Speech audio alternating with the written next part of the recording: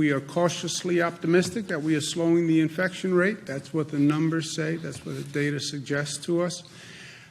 Change in total hospitalizations is down, not relative to yesterday, but when it's averaged, the 3-day average on the hospitalizations, you see a dramatic decline in those numbers, and that's obviously very good news. Change in ICU admissions is actually a negative number for the first time since we started this intense journey. The 3-day average of that is down.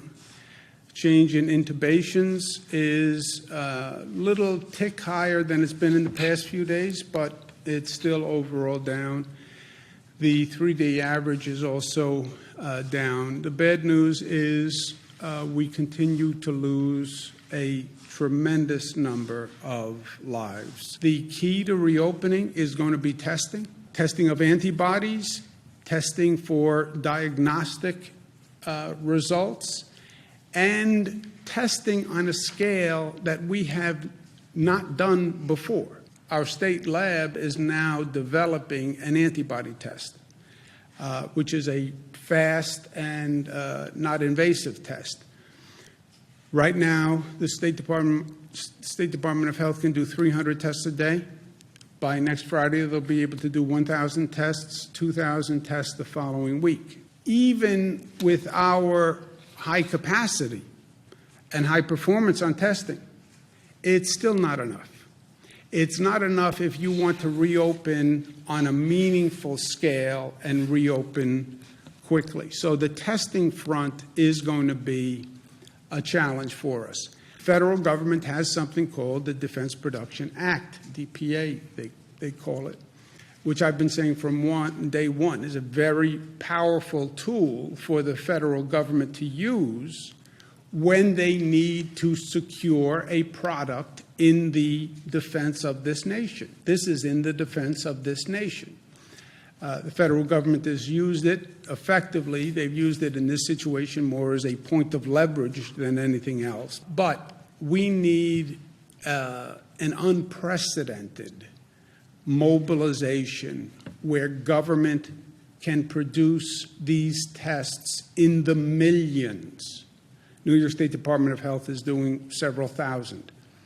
We have 9 million people we want to get back to work. You need more than several thousand tests per week if this is going to happen anytime soon. We're working with the private sector companies. They have the tests, but they don't have the capacity to come to scale. You're going to need government intervention to make that happen. And the federal government is in the best position to do that. New York State offers to be a full partner with the federal government. We do have the largest number of cases in New York. New York is an economic engine. I can't do it as a state. I've spoken to Governor Murphy of New Jersey. I've spoken to Governor Lamont of Connecticut. They would join in a testing coalition. Where were the horns that should have been triggered back in December and January? Where were the warning signs? Who was supposed to blow the whistle? The president has asked this question, and I think he's right. The president's answer is the World Health Organization should have been blowing the whistle. I don't know enough to know if that's right or wrong, but I know the question is right. And sometimes the question is more important than the answer. How did this happen?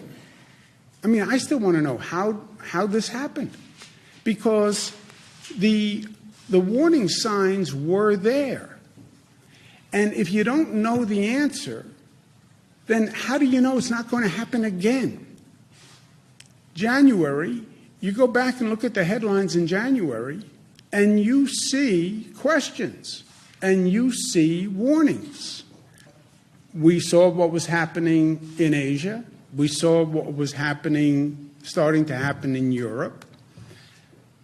Where were the international experts saying, well, if this is happening there, this is what we should expect to happen in the United States, or prepare to happen in the United States? January, February, you still had sources in this country saying basically there's nothing to worry about. How did that happen? And did we really need to be in this situation where the United States winds up with a higher number of cases than the places that went before? We sat here and we watched China. China winds up having 84,000 cases. We wind up having 474,000 cases. I mean, how does that happen? We saw South Korea. They wind up with 10,000 cases. Italy, where we saw a collapse of the whole health system, winds up with 143,000 cases. Before we move forward, let's make sure we're not repeating the same mistake that we made, right? George Santayana. Those who do not remember the past are condemned to repeat it. I don't want to repeat what we just repeated, what we just went through over this past month. So what are the relevant questions? Is there going to be a second wave?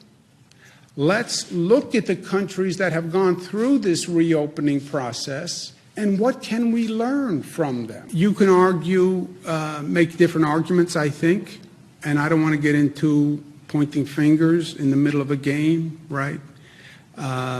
Let's not get into the blame game. We're still in the midst of this. We're learning. These are all uncharted waters. Who should have known what, when? Who should have said what, when? The critics will do that after the fact. But I'm sure there'll be a fulsome conversation where a lot of people will have a lot of theories about who should have spoken up first. And some people will point to government, and some people will point to international health organizations, and some people will point to the scientific community, and some people will say they were saying it, but they were never covered by journalists. I'm sure everybody will have a theory on who should have done what when, and some people will say, should have been more attentive to the Bible. There'll be a lot of theories.